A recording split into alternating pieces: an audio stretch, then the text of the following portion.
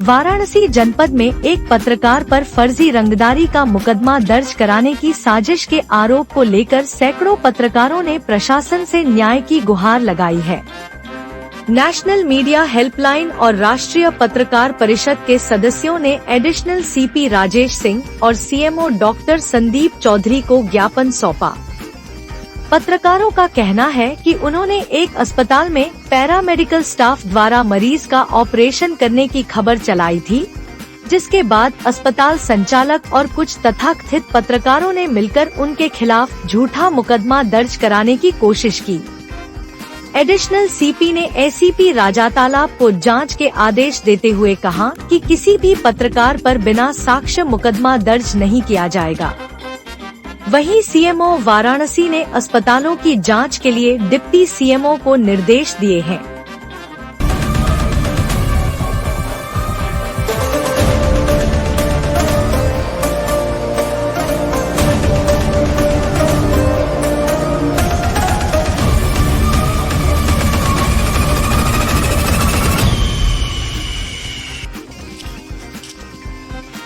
पत्रकार एकता जिंदाबाद जिंदाबाद, पत्रकार एकता जिंदाबाद जिंदाबाद, पत्रकार एकता जिंदाबाद जिंदाबाद, आवाज दो आवाज दो। अपना परिचय बताइए। मेरा नाम एस.के. श्रीवास्तव विकास, राष्ट्रीय अध्यक्ष नेशनल मीडिया हेल्पलाइन। क्या मामला है जो आज आप लोग सीएमओ ऑफिस आए हैं, पूरी प्रकरण बताइए। 23/10/2025 से लगातार एक उदय अर्पित हॉस्पिटल जलालपुर जनसा के पास जो है पेट्रोल पंप के सामने हॉस्पिटल है, उसका ऑनर जो है श्रीमती रीता वर्मा है और जो डॉक्टर के नाम से रजिस्ट्रेशन हुआ है आरपी सिंह और श्रीकांत पटेल के नाम से रजिस्ट्रेशन है। उस जांच में नवीन सिंह और राजी लाइन के अधीक्षक डॉक्टर साहब द्वारा एक रिपोर्ट लगाई गई IRS पे कि डॉक्टर उदय वर्मा जो क्लिनिक के पैरामेडिकल स्टाफ हैं, उन्हीं के हॉस्पिटल के अंदर का ऑपरेशन थिएटर का उनका ऑपरेशन करते हुए एक photo social media internet platform पर वायरल हुई।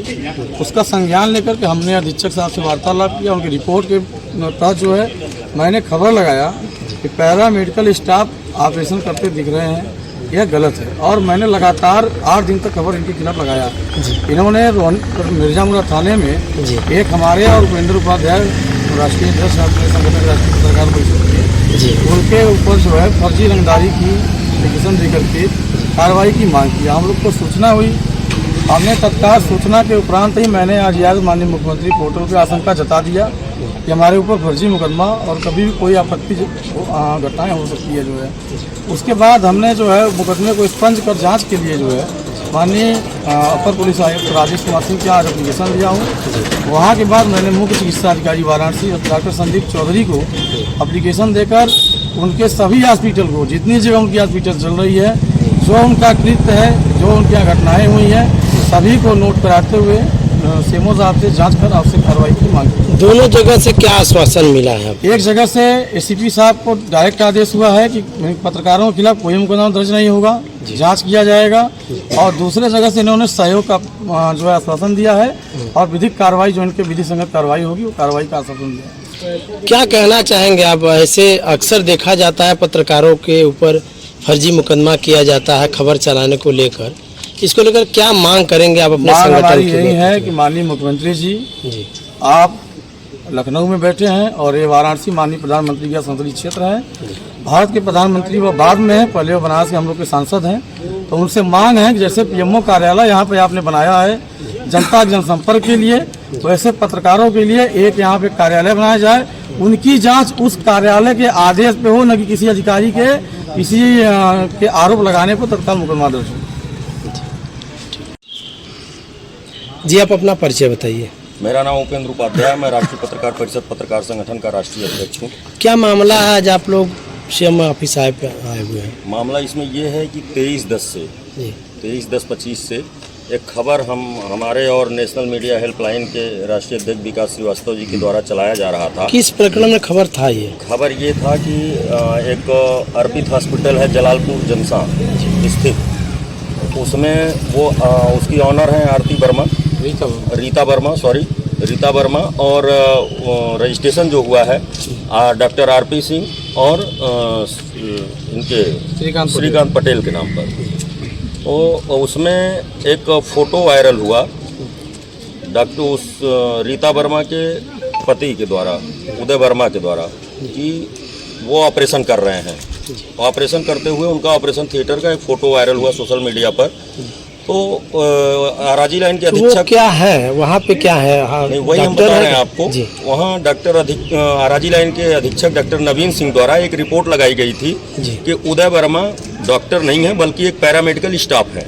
तो उस रिपोर्ट के आधार पर हमने डॉक्टर नवीन सिंह से बात किया, वार्ता किया कि आप द्वारा एक रिपोर्ट लगाई गई है कि डॉक्टर उदय वर्मा डॉक्टर नहीं बल्कि एक पैरामेडिकल स्टाफ है।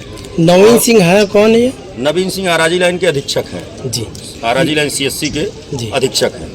तो उनसे हमने वार्ता किया, तो उनको बताया हमने, तो उन्होंने कहा कि नहीं, अगर पैरामेडिकल स्टाफ होकर के वो ऑपरेशन कर रहे हैं तो ये गलत है। तो हमने वहीं उनका वर्जन मान करके हमने उनसे कहा भी कि हम आपका यहीं वर्जन लगा देते हैं खबर में। तो हम लोगों ने खबर लगाया, लगातार 6-7 दिन खबरें चली। उसके बाद 2 दिन पहले उदय वर्मा ने मिर्जा मुराद थाने में मेरे खिलाफ और नेशनल मीडिया हेल्पलाइन के राष्ट्रीय अध्यक्ष विकास श्रीवास्तव के खिलाफ एक प्रार्थना पत्र दिया मिर्जा मुराद थाने पर कि हम लोगों ने उनसे रंगदारी मांगा। ये कहा कि हमको महीना दीजिए नहीं तो हॉस्पिटल नहीं चलने देंगे, फर्जी तरीके से। उसमें कुछ लोगों ने, जबकि अभी प्रार्थना पत्र का जांच ही चल रहा है, ACP रायतला महोदय से भी बात हुई, उन्होंने कहा कि अभी जांच की कार्रवाई चल रही है, लेकिन पुलिस विभाग ने उसको पुष्ट नहीं किया। उसके बाद भी कुछ लोगों ने फर्जी खबर भी चलाया हम लोगों की छवि को धूमिल करने के लिए, सामाजिक क्षति पहुंचाने के लिए। तो हालांकि उसका भी स्क्रीनशॉट लेकर के हमने प्रिंट आउट निकाल लिया है, उनके खिलाफ भी कार्रवाई की मांग की है हमने। तो हम लोग आए थे CP साहब के यहाँ, वहाँ CP साहब से मुलाकात नहीं हुई, अपर पुलिस आयुक्त महोदय से मुलाकात हुई, राजेश सिंह जी से। तो उनको ज्ञापन दे करके वहाँ से क्या आश्वासन मिला? वहाँ से आश्वासन मिला कि ACP साहब को उन्होंने आदेश किया कि पत्रकारों के खिलाफ कोई मुकदमा नहीं लिखा जाएगा, उसका जांच करवाइए आप। फिर उसके बाद हम लोग आए हैं मुख्य चिकित्सा अधिकारी के यहाँ आए थे, यहाँ भी हम लोगों ने ज्ञापन दिया, बताया हम लोगों ने। यहाँ से क्या आश्वासन? यहाँ से आश्वासन मिला है कि सहयोग करेंगे, कार्रवाई करेंगे। वो सारे हॉस्पिटलों का नाम नोट कराया गया है। और पत्रकारों को मैं एक चीज़ और बता दूँ, हो सकता है हमारे सभी पत्रकार भाइयों को न पता हो, अभी लेटेस्ट सुप्रीम कोर्ट की एक रूलिंग आई है। हमारे एक पत्रकार भाई ने वहाँ याचिका दायर की थी, अभिषेक उपाध्याय जी ने। तो उनके याचिका पर सुप्रीम कोर्ट ने एक निर्णय दिया है कि खबर चलाने को लेकर के किसी भी पत्रकार के ऊपर कोई मुकदमा दर्ज नहीं किया जाएगा। तो इसकी जानकारी हम आपके चैनल के माध्यम से, मीडिया के माध्यम से हम अपने सभी पत्रकार भाइयों को ये जानकारी जरूर दे देना चाहते हैं कि किसी के एप्लीकेशन देने से वो डरे ना कि हमारे खिलाफ मुकदमा हो जाएगा।